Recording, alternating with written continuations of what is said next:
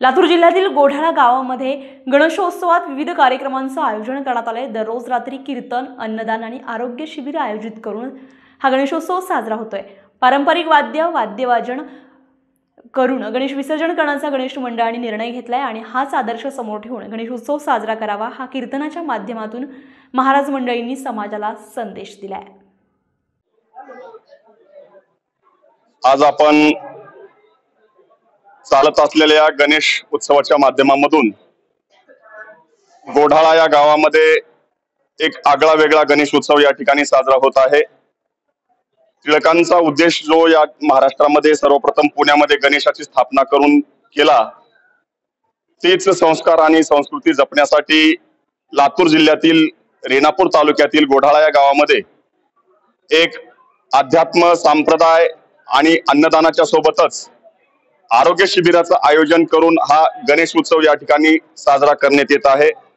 तर आज या गणेश मंडळाच्या वतीनं या ठिकाणी एक आरोग्य शिबिर आयोजित केलेलं आहे। तर या आरोग्य शिबिरामध्ये लातूर येथील प्रभावती हॉस्पिटल येथील प्रख्यात डॉक्टर राजेशजी यांना डल्ले सर यांना पाचारण केलेलं आहे व त्यांच्या मार्गदर्शनामध्ये आज या ठिकाणी हे आरोग्य शिबिर होत आहे। तरी आपण प्रत्यक्ष या ठिकाणी डॉक्टर साहेबांचं या गणेश मंडळाच्या बद्दल आणि चालत असलेल्या या आरोग्य शिबिराच्या बद्दल त्यांचं आपण या ठिकाणी म्हणणं ऐकून घेऊ। नमस्कार सर। नमस्ते, मी डॉक्टर राजेश अनाडले, MD मेडिसिन।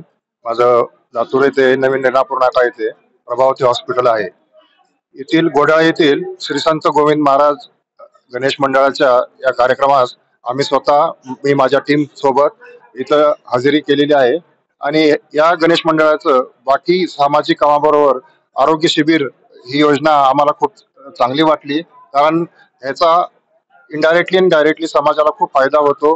जे गोरगरीब रुग्ण आहेत त्यांचं निदान, त्याचे उपचार आणि त्यांना पुढच्या गोष्टीचे मार्गदर्शन पण करता येईल, त्यासाठी आम्ही स्वतः पर्सनली इथे येऊन हे या गणेश मंडळाचे आयोजित केलेल्या आरोग्य शिबिराला आम्ही उपस्थित आहेत। आणि असे मला असं म्हणायचं आहे की महाराष्ट्रामधील प्रत्येक ठिकाणी गणेशोत्सव साजरा होतोच, पण प्रत्येकाने पण ह्या गणेश मंडळाचा आदर्श घेऊन सामाजिक कार्याबरोबर आरोग्य शिबिर पण घ्यावेत।